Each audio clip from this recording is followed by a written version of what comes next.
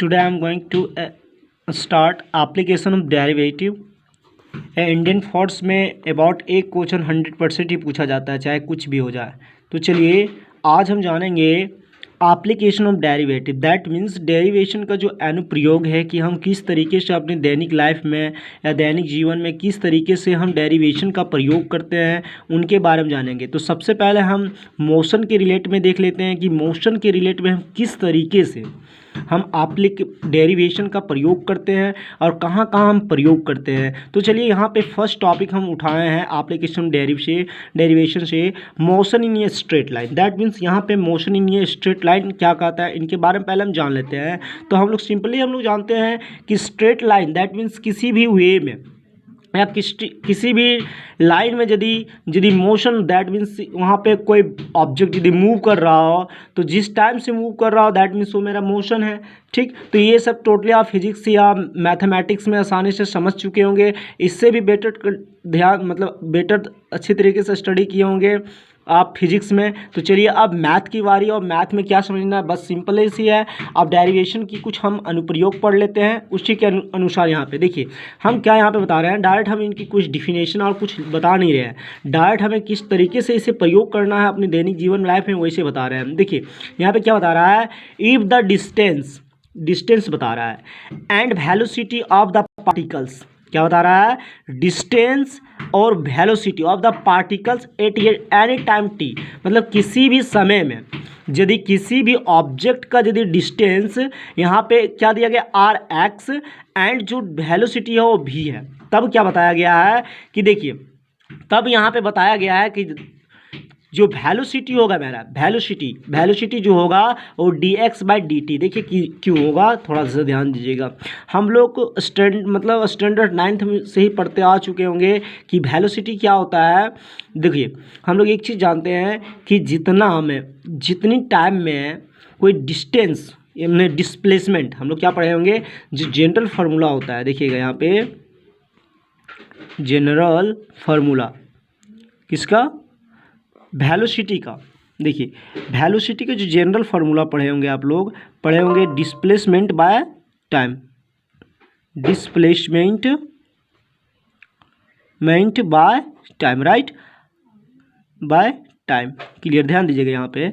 तो देखिए यहाँ पे हम वेलोसिटी कब कर सकते हैं, जब डिस्प्लेसमेंट में कोई चेंज हो रहा हो। जब डिस्प्लेसमेंट चेंज हो रहा हो तो यहाँ पे कुछ चेंजिंग हो रहा है। अब यहाँ पे डिस्प्लेसमेंट दैट मीन्स यहाँ पे डिस्टेंस का बढ़ी, एक तरह से जो डिस्प्लेसमेंट है मेरा वो डिस्टेंस की तरह है। अलग बात है डिस्टेंस हर एक total length of the path होता है, लेकिन ये डिस्प्लेसमेंट यहाँ दो बिंदुओं के बीच की सबसे न्यूनतम दूरी होती है। तो ध्यान दीजिए यहाँ पे डिस्प्लेसमेंट और डिस्टेंस यहाँ पे हम सेम यहाँ पे माने हैं, तो राइट यहाँ पे क्या बोल सकते हैं। तो देखिए तो उसी अनुसार यहाँ से वेलोसिटी से लिया गया है। यदि वेलोसिटी हमें फाइंड करना होगा तो जो फंक्शन दिया होगा वहाँ पे उसको हम डिफ्रेंशिएशन करेंगे with respect to time, right. और विथ रिस्पेक्ट टू टाइम यदि करेंगे तब वो मेरा क्या होगा, वेलोसिटी होगा। अब ध्यान दीजिएगा यहाँ पे ये जनरल फार्मूला मेरा हुआ था किसका, वेलोसिटी का। तो velocity equal to displacement by time. तो डिस्प्लेसमेंट यहाँ पे क्या दिखाया गया है, डिस्टेंस यहाँ पे एक्स दिखाया गया है। अब टाइम यहाँ पे क्या माने हैं, टी माने हैं दैट। तो यहाँ पे क्या लिखे हैं, कुछ चेंज होना चाहिए तभी ना कुछ होगा। तो टाइम का भी कुछ चेंज होगा और साथ में मेरा कुछ जो यहाँ पे वैल्यू दिया रहेगा या डिस्टेंस दिया रहेगा उसका भी कुछ चेंज होगा। तो this is called the derivation form of velocity. तो ध्यान दीजिएगा कोई भी पूछे कि motion in a straight line में वेलोसिटी का फार्मूला क्या होता है, dx बाय dt। आप कोई पूछे कि वहाँ पे क्या है तो सिंपल से याद रखिएगा, या तो डिस्टेंस या तो डिस्प्लेसमेंट। अब देखिएगा अब बारी आई यहाँ पे यदि हम इसकी निकाल दे वेलोसिटी तो निकाल ही लिए, राइट। अब हमें इसकी यदि अब यहाँ से बात करते हैं। अब देखिए यहाँ पे वेलोसिटी, राइट। अब वेलोसिटी के क्या हुआ, डिस्प्लेसमेंट बाय टाइम।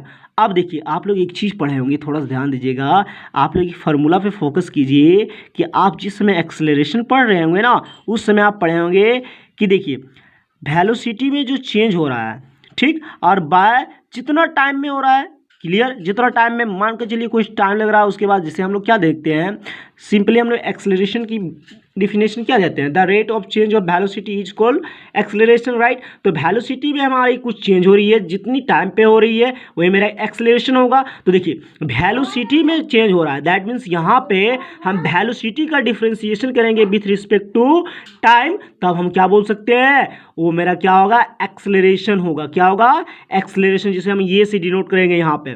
यदि हम यहाँ पे क्या किए हैं कि यदि हम वेलोसिटी का differentiation with respect to time के साथ कर दिए, तब वो मेरा क्या कहलाएगा, एक्सेलरेशन कहलाएगा। अब ये भी हो सकता है ना कि यहाँ पे D square x by D T x square क्यों लिखा गया है, ये ध्यान दीजिएगा, थोड़ा सा कुछ है नहीं। यदि कि इसी को लिखना चाहें तो हम लिख सकते हैं velocity into differentiation of the velocity with respect to जो यहाँ पे डिस्टेंस दिया रहेगा उसके साथ में, राइट। यदि इस टाइप में भी लिख सकते हैं हम किसको, एक्सेलरेशन को, जो चाहे तो D V by D T के फॉर्म में लिख सकते हैं, या तो भी D V by D X के फॉर्म में लिख सकते हैं, या तो हम इसी को यदि डिस्टेंस या डिस्प्लेसमेंट के फॉर्म में लिखना चाहें तो हम इस टाइप के फॉर्म में लिख सकते हैं। तो यहाँ से हम एक समरी उठाते हैं और इस समरी पे फोकस करते हैं कि ध्यान दीजिएगा, दैट इज करके यदि हमें वेलोसिटी फाइंड करना है तो D x by D T find करेंगे, और यदि हमें एक्सेलरेशन फाइंड करना है तो double derivative of x by D T. That means यहाँ पे हम लोग कर सकते हैं वेयर, क्या बोल सकते हैं कि यहाँ पे जो एक्स है मेरा डिस्प्लेसमेंट है, डिस्प्लेसमेंट है, ये याद रखिएगा, या तो हम बोल सकते हैं डिस्टेंस है, ये ध्यान दीजिएगा। यहाँ पे यही दो समरी हम यहाँ पे बताना चाह रहे हैं, इसके माध्यम से हम ये बताना, सबसे इम्पॉर्टेंट ये है। अब इसके अनुसार हम इसकी वेलोसिटी एंड एक्सेलरेशन फाइंड करेंगे, इसके हम अंडर में हम टाइम भी फाइंड कर सकते हैं, और टाइम के लिए कुछ कंडीशन दिया रहेगा, कोई दिक्कत नहीं। चलिए अब आते हैं हम इसकी ओर, कुछ क्वेश्चन की ओर। हम पहले क्वेश्चन यहाँ पे लिख देते हैं, अब इसी के अनुसार से हम बताने के प्रयास करते हैं, आप क्वेश्चन पे बने रहिए। चलिएगा हम क्वेश्चन को यहाँ पे नोट कर दिए हैं और एक बार समझाने का प्रयास करते हैं, आप अच्छी तरीके से समझिए, उसके बाद बनाने, एक तो हम क्वेश्चन बता देंगे, उसके बाद जो हम क्वेश्चन आपको देंगे आप कमेंट सेक्शन में इसका आंसर फाइंड करके हमें दीजिएगा।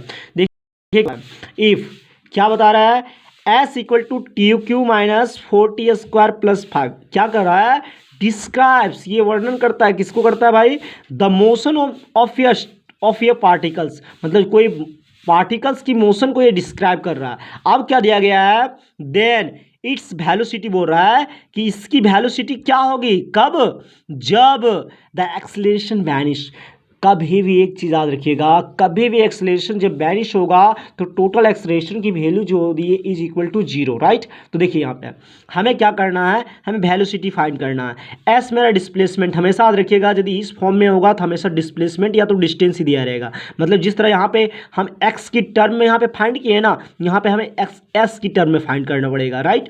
अब देखिए हमें वेलोसिटी निकालने के लिए क्या करना पड़ता है, यदि हम यहाँ पे डिस्प्लेसमेंट एक्स माने हैं तो इसका क्या किया, हम derivative with respect to time, उसी प्रकार यहाँ भी हमें विथ रिस्पेक्ट टू टाइम के साथ ही डेरिवेटिव करेंगे फर्स्ट टाइम, तो मेरा क्या निकलेगा यहाँ पे, वेलोसिटी निकलेगा। अब अगेन हम जैसे यहाँ पे सेकेंड ऑर्डर डेरिवेटिव, जो यहाँ पे फर्स्ट ऑर्डर ऑफ डेरिवेटिव निकाल के उसी को हम सेकेंड ऑर्डर ऑफ डेरिवेटिव में यदि चेंज करेंगे तब मेरा क्या निकलेगा, एक्सेलरेशन। अब देखिए यहाँ से हम क्या देख रहे हैं, अभी देखिए पहले बना लेते हैं उसके बाद समझाते हैं तो और बेटर ढंग से समझ आएगा, राइट। तो चलिए यहाँ पे पहले हम बना लेते हैं। देखिए हमारे पास जो दिया गया डिस्प्लेसमेंट जो दिया गया S equal to T cube minus 4t square plus 5, right. अब देखिए यहाँ पे यदि हम इस डिस्प्लेसमेंट को टाइम के रिस्पेक्ट में डेरिवेशन कर दें तो मेरा क्या निकलता है, वेलोसिटी। अब यहाँ पे लिख सकते हैं हम लोग, चूंकि हम लोग क्या जानते हैं, वेलोसिटी यदि निकालना है तो v इक्वल टू क्या देखते हैं हम लोग, डी एस बाय यहाँ पे डी टी लिखेंगे, क्लियर। क्यों लिखे यहाँ पे, क्योंकि एस मेरा यहाँ पे डिस्प्लेसमेंट का काम कर रहा है। अब देखिए यहाँ पे जैसा करेंगे कोई दिक्कत नहीं, सिंपली कर सकते हैं। अब डी ऑफ एस की जो वैल्यू क्या है, यहाँ पे एस की जो वैल्यू यहाँ पे दिया गया है,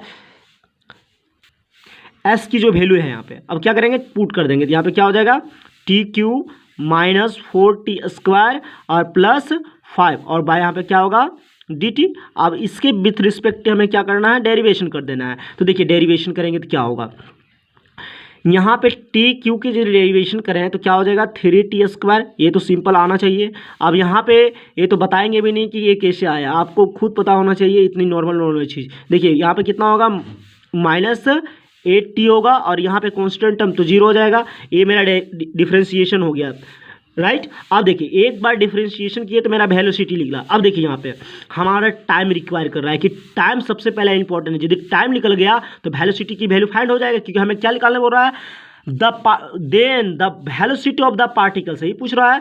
कब, जब एक्सेलरेशन वैनिश होगा, तो एक्सेलरेशन भी फाइंड करना पड़ेगा। अब हम लोग क्या जानते हैं, चूंकि एक्सेलरेशन की वैल्यू अभी हम पढ़े, एक्सेलरेशन का फॉर्मूला क्या हो जाता है, डबल डेरिवेटिव। और वही किसका, इसी का जो हम यहाँ पे लिखा रहे हैं, तो इसी का हम लोग डिफरेंशिएशन कर देंगे तो क्या होगा, D double derivative of displacement with respect to time, right. अब देखिए यहाँ से डबल डेरिवेटिव किसका कर रहे हैं, फर्स्ट वाला मेरा क्या है, यही वाला है। इसी का यदि हम अगेन डिफरेंशिएशन करें तो कितना हो जाएगा, 3 दूना 6, यहाँ पे 60 हो जाएगा और माइनस यहाँ पे कितना हो जाएगा, ये कांस्टेंट टर्म, ये वेरिएबल टर्म, यहाँ तो 8, राइट। ये आ गया। देखिए डबल डेरिव इसी को किए, इसी को double derivative, double order of derivative किए, तब मेरा एक्सेलरेशन निकला, क्योंकि यहाँ पे डबल डेरिवेटिव किसका करना था, जो यहाँ पे वैल्यू फर्स्ट डेरिवेटिव करते हैं, फर्स्ट ऑर्डर ऑफ डेरिवेटिव करके मिलता है, उसी को हमको सेकंड ऑर्डर ऑफ डेरिवेटिव करना था, तब हमें एक्सेलरेशन फाइंड होता। तो एक्सेलरेशन जैसे ही फाइंड किए, अब क्या बता रहा है, देखिए यहाँ पे टी वेरिएबल टर्म आ गया। अब क्या दिया गया है, अकॉर्डिंग टू क्वेश्चन यहाँ पे दिखाया गया है, वो क्या दिखाया गया है वो समझिएगा।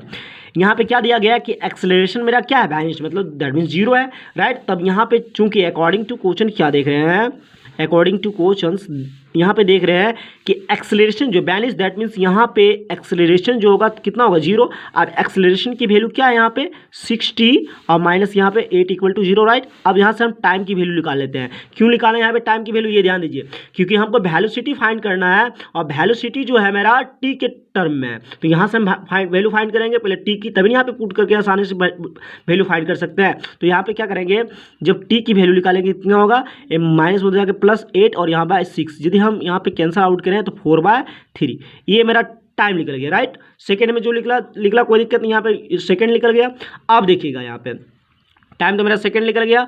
अब देखिए यहाँ पे यदि हम इक्वेशन नंबर फर्स्ट मान लें, जैसे यहाँ पे मेरा वेलोसिटी था, इसको इक्वेशन नंबर फर्स्ट मान लें, तो यहाँ पे लिख सकते हैं हम लोग फ्रॉम इक्वेशन 1, तभी ना हम वैल्यू फाइंड कर सकते हैं, फ्रॉम इक्वेशन 1, क्लियर। अब देखिए फ्रॉम 1 से क्या देख रहे हैं कि जो वेलोसिटी की जो हमारा मैग्नीट्यूड वैल्यू फाइंड है यहाँ पे 3t² - 80, इतना ही है। आप कुछ नहीं, आसानी से वैल्यू से टी 3 इंटू हम अभी टी की वैल्यू निकालें कितनी, 4/3 का होल स्क्वायर होगा, क्लियर। आप माइनस यहाँ पे कितना होगा, 8 इंटू यहाँ पे 4/3 कर सकते हैं कि नहीं, पहले ये बताओ, कर सकते हैं या नहीं कर सकते हैं, आसानी से कर सकते हैं। तो चलिए यहाँ यदि हम वैल्यू फाइंड करें तो देखिए यहाँ पे इसको लिख सकते हैं 4 चौका 16 और यहाँ पे 3 गुने 4 चौका 16 और बट्टा यहाँ पे 3 तिया 9 और माइनस यहाँ पे कितना हो जाएगा, यदि यहाँ से करें 8 चौका 32 और बट्टा यहाँ पे 3, यहाँ से देखिए कट जाएगा, यदि यहाँ से कितना बच गया 3 बार में। अब यहाँ पे कितना हो गया 16/3 और माइनस यहाँ पे 32/3। अब आफ्टर कैलकुलेशन हम क्या पाते हैं, 16/3 में से 32/3 घटा देंगे तो सिंपली -16/3 बचेगा। अब देखिए यहाँ पे यूनिट आ गया, तो आसानी से कर सकते हैं unit second, right. This is the required answer. तो देखिए यहाँ पे ऑप्शन नंबर डी तुम्हारा सही होगा, क्लियर। तो ध्यान दीजिएगा, इस टाइप के कभी भी क्वेश्चन आया तो हम एक बार और बता दे रहे हैं डिटेल से, आप उसे समझिएगा, आप आसानी से वैल्यू को फाइंड कर सकते हैं। देखिए हम क्या बता रहे हैं, सुनिएगा पहले।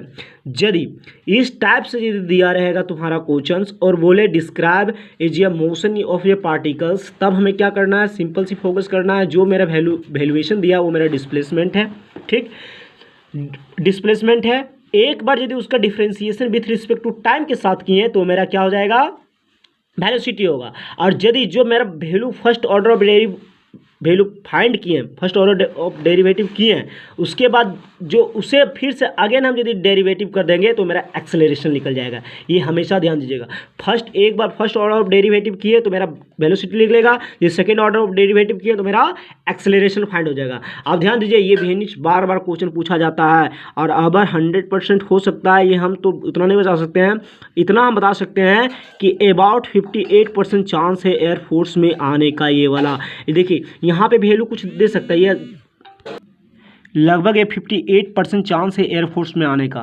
ये नहीं हुआ तब देखिए यहाँ पे हम लोग बोल सकते हैं कि ये जो वैल्यू है, ये वैल्यू अलग हो सकता है, लेकिन ये वेनिस का कंडीशन ने बार बार दिया जाता है, ये ध्यान दीजिएगा।